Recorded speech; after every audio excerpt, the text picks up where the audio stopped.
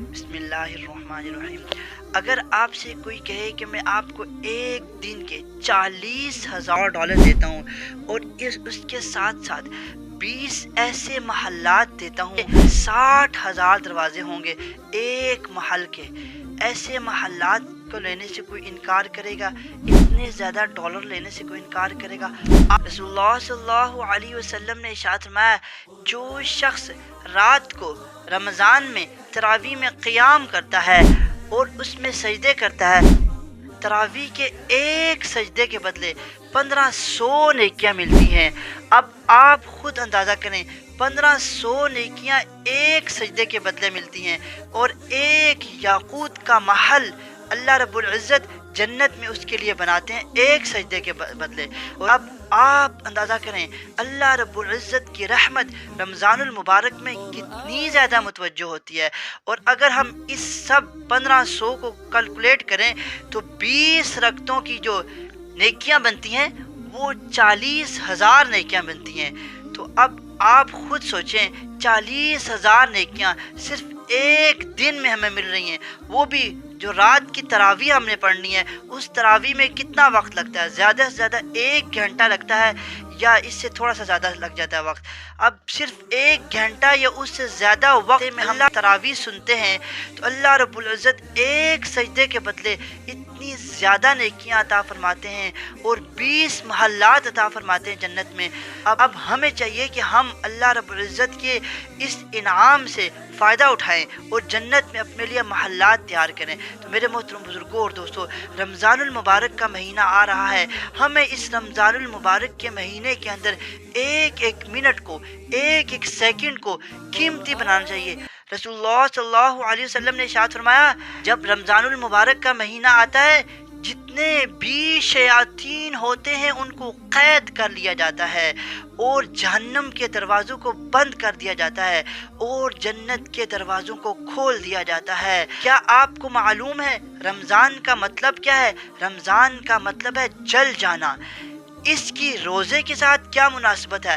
روزے کے ساتھ یہ مناسبت ہے کہ روزہ رکھتا ہے انسان، اللہ رب العزت اس مومن کے گناہوں کو معاف کر دیتے ہیں، اس مومن کے گناہوں کو جلا دیتے ہیں۔ رمضان المبارک کے مہینے کے اندر انسان کے گناہ جلتے رہتے ہیں یہاں تک کہ 30 روزے مکمل کرتا ہے تو اللہ رب العزت آخری رات کو اعلان کرتے ہیں، آپ نے میرے لیے روزے رکھے، میرے لیے افطار کیا، آج کی رات انعام کی رات ہے، آج کی رات آپ کو مزدوری لینے کی رات ہے جو آخری رات ہوتی ہے۔ اللہ رب العزت یہ اعلان کرتے ہیں اور تمام مومنین کے گناہوں کو معاف کر دیتے ہیں۔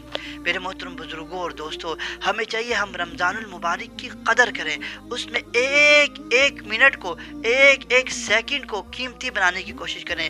حدیث میں آتا ہے رسول اللہ صلی اللہ علیہ وسلم ایک مرتبہ سحری کر رہے تھے اور رسول اللہ صلی اللہ علیہ وسلم کے ساتھ حضرت علی رضی اللہ تعالی عنہ بھی موجود تھے اور 2 صحابہ بھی موجود تھے۔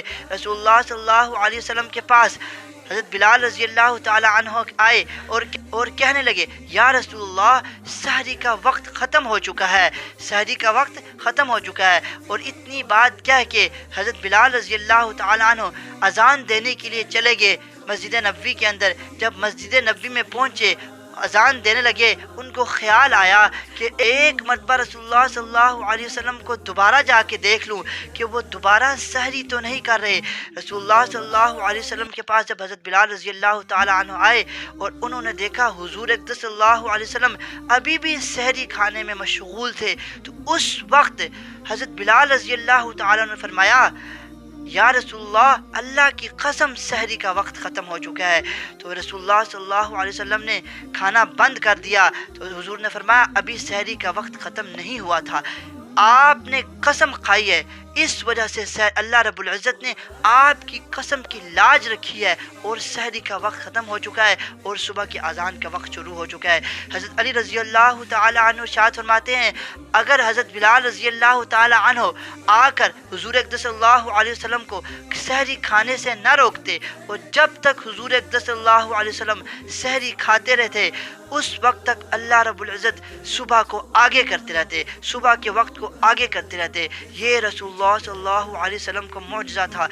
یہ اللہ رب العزت نے اس امت کو ایک اعجاز عطا کیا ہے۔ جو پہلی امتیں تھیں ان کے لیے 24 گھنٹے کا روزہ ہوتا تھا، لیکن رسول اللہ صلی اللہ علیہ وسلم کی رحمت کی برکت سے، رسول اللہ صلی اللہ علیہ وسلم کے فضل کی برکت سے اس امت کے لیے سحری صبح طلوع فجر سے لے کر غروب آفتاب تک یہ صرف روزے کا وقت مقرر کیا ہے۔ میرے محترم بزرگوں اور دوستوں، آپ اندازہ کریں آج ہم رسول اللہ صلی اللہ علیہ وسلم کا اپنے آپ کو عاشق کہتے ہیں۔